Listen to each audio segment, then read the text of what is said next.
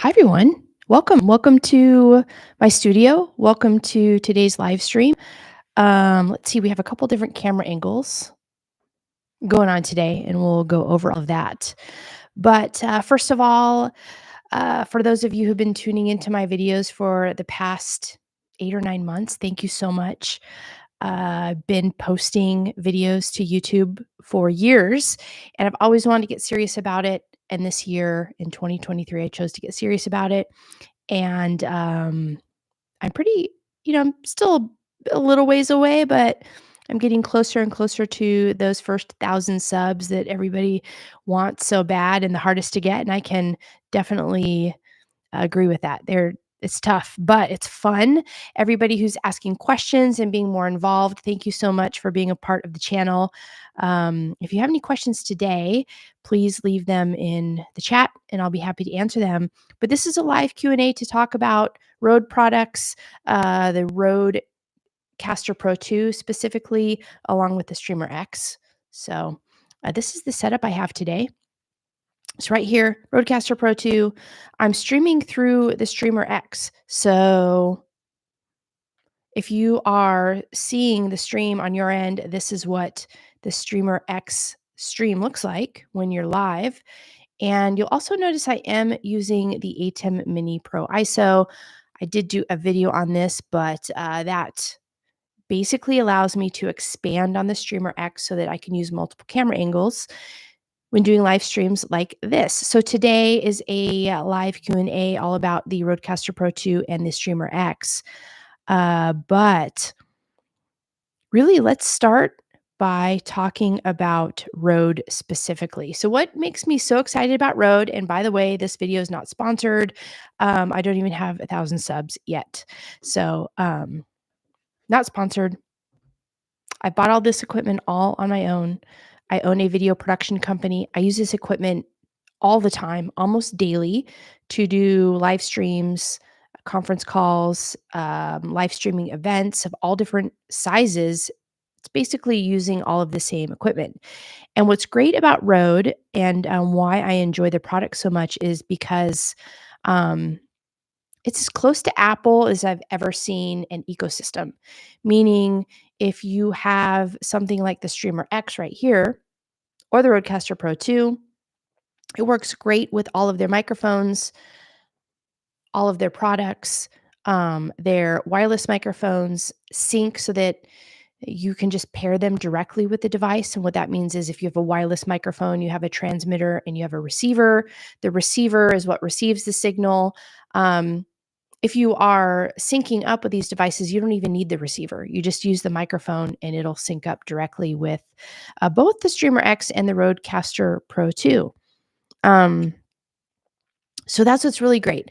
Also, since putting out my RODECaster Pro 2 and Streamer X videos, a bunch of you were asking about USB mics and if the Streamer X could accept a USB microphone. And as of the latest firmware update, it can. And that's very exciting. So, Rode has this great ecosystem. They're creating these products that are not only new to market, like the Streamer X. There is another product like it. I did do a review on it like a year ago. But it's the only capture device right now on the market that I think does a really good job at capturing both video and audio. You're limited to kind of one audio source and one video source, even though there are some workarounds. You're seeing one of them today with the Mini Pro ISO. And they just talk really well together.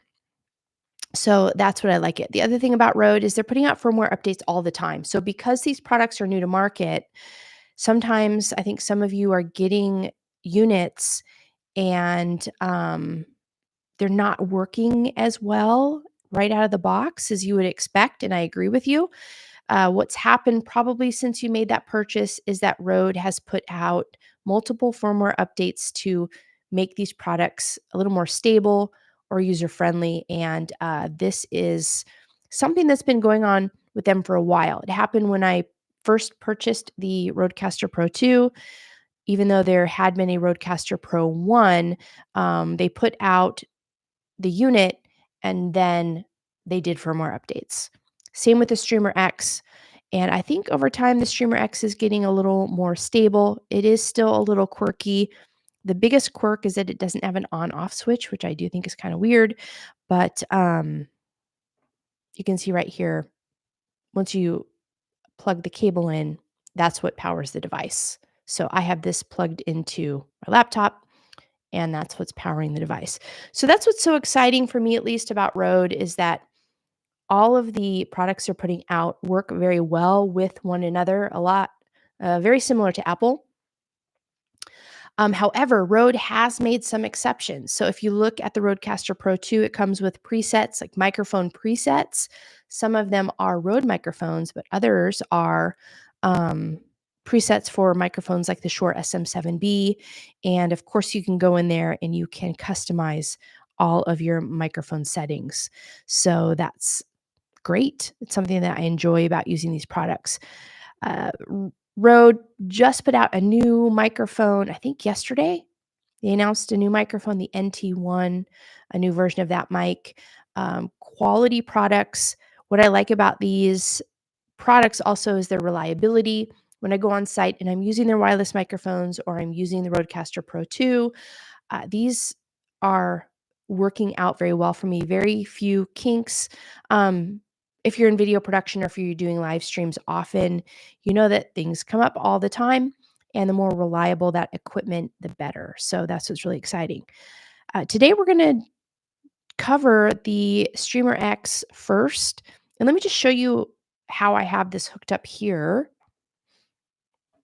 Streamer X, the microphone I'm speaking into now, is running into the back of the Streamer X.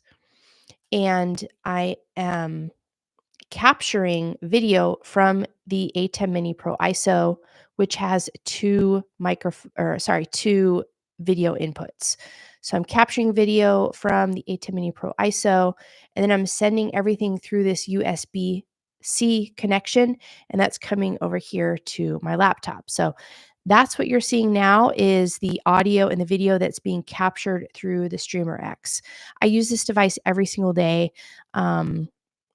Over Halloween, I also programmed the pads. We did a whole uh, Super Mario Brothers, Bowser's Castle, and you can assign specific music or sound effects to each pad, to each of these. So these are all customizable. So I had a pretty good time on Halloween because I put a bunch of Mario sounds on the Streamer X.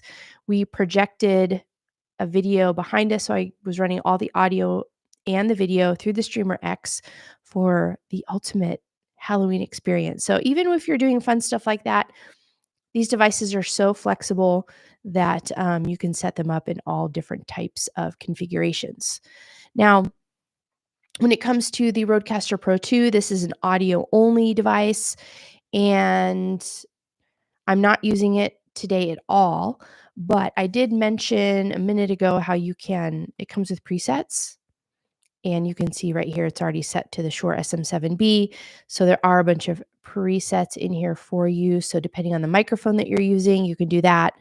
Um, I would, if I was using the audio from the RODECaster Pro 2, I would be sending that audio signal through the USB-C on the back, just like the Streamer X, and I'd be running it into my computer over here.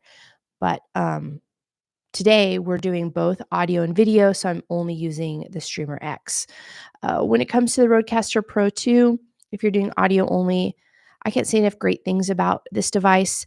Other than its size, I love it, but it's too big. I'm hoping that they pare it down. It's too big, even though they have the Duo out now for a 4 mic input device. I'm hoping it gets smaller in the future. On top of that, 32-bit float. The RODECaster Pro 2 was released probably almost a year ago, maybe something like that. And I would love to see 32-bit float incorporated somehow if it makes sense, or in a different device where you could do that. I think that'd be pretty cool. But if you're using the RODECaster Pro 2 for audio and you want video, then you would also use the ATEM Mini Pro ISO, which is over here. And in this case, if I were using the RODECaster Pro 2 for audio, I would be running audio into my computer through one USB-C port. And then for video, I'd actually be running video through the ATEM Mini Pro ISO in a separate connection, and I would be connecting to my laptop. So I'd actually have two separate sources. And whenever you go into whatever software you're using, all you need to do is go in and set whatever source you're using for your audio. In this case, it'd be the RODECaster Pro 2. And then you would set whatever source you're using for the video. And in this case, you'd use the ATEM Mini Pro ISO. It does come up, it's a Blackmagic product. So it does come up as Blackmagic when you're making that selection. But that's what's so great about all of these live streaming softwares, including here on YouTube, is you can set whatever input you'd like to for these devices. Now, for questions, I get a lot of questions about number of mic input. So I answered that question about the USB-C input. I also get some questions about lag. And I do want to know in this video if there is a bit of a lag between the audio and the video, because I am running things through the ATEM Mini Pro ISO. I'll be curious to see what that playback looks like. And if you have any other questions, feel free to chime in here and ask away. So this is my first live stream. This is the first one I've actually done in a really long time.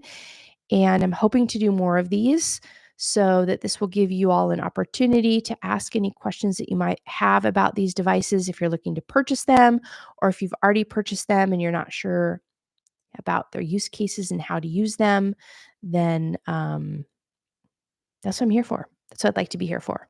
So let's go over right now how I'm using these devices now. For the Streamer X, this smaller device, I'm using this in everyday conference calls. I'm also using it for live streams like today, and also for virtual podcasts here in the studio. Just the other day, I had a client come in. She was recording a virtual podcast.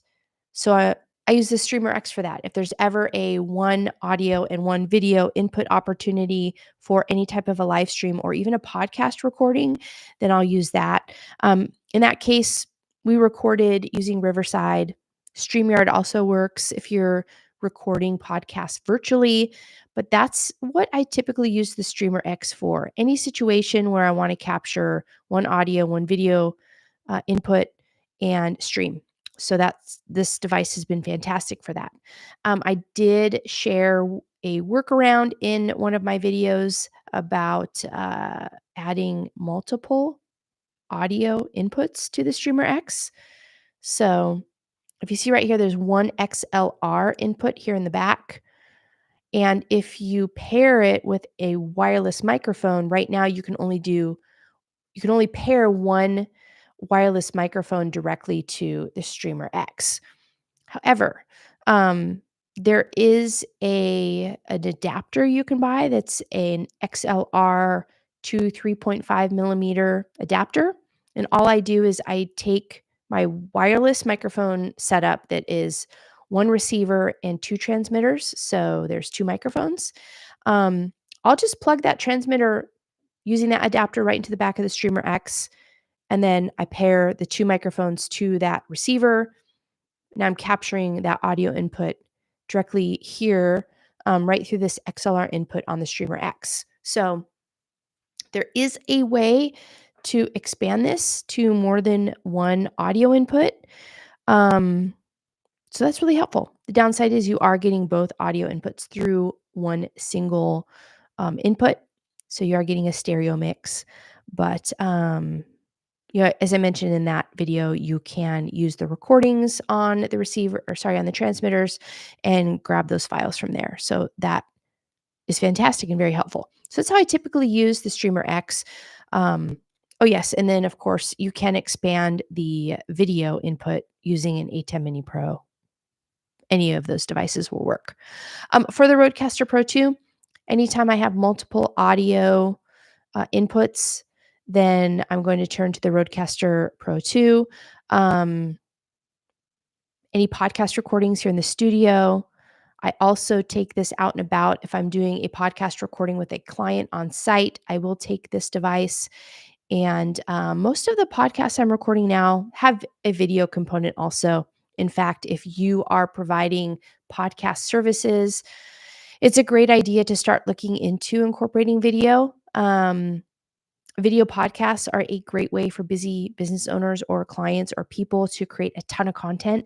If you have an hour-long conversation, then you can create clips out of that conversation. And sometimes I'm getting upwards of 20, 25 clips per episode, especially if they're going longer than an hour. And it's just invaluable. It's invaluable for my clients because they're just sitting down at one point in time. They're doing one long form video, a very long form video in a podcast type environment. You probably have a guest or someone like that, and you can capture a lot of compelling content that way.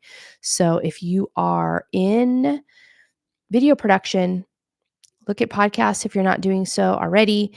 And it's definitely something that I do all the time. And anyway, that's how I'm using these setups. Um, Again, Rode is fantastic.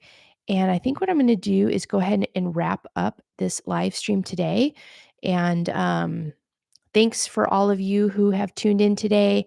Leave a comment or let me know if you'd like to see more live streams like these in the future that go over the equipment that I'm using, and we can talk about how you're using them as well. It would be helpful for me to learn from you in turn. So, uh, as always, thank you all for joining and tuning in. Upcoming videos, I'm really excited to be bringing some new products to the channel, the Sony a6700. Lots of overheating issues, so I'm gonna share with you how I am, using that camera and what my workarounds are for the overheating issues. There are overheating issues for sure with that camera. The other one is the DJI Osmo Pocket 3. I have that one, and then also the iPhone 15 Pro. So I'll be doing some comparison videos on these devices, and I'm also gonna share with you how I'm using them today and why I purchased them in the first place. So we'll be going through all that. Keep an eye out for those videos, and if there's anything you'd like to see, feel free to let me know. And thanks for tuning in today, and look forward to seeing you in a future live stream. Take care, and don't forget to subscribe to the channel before you go. All right, I'll see you again soon.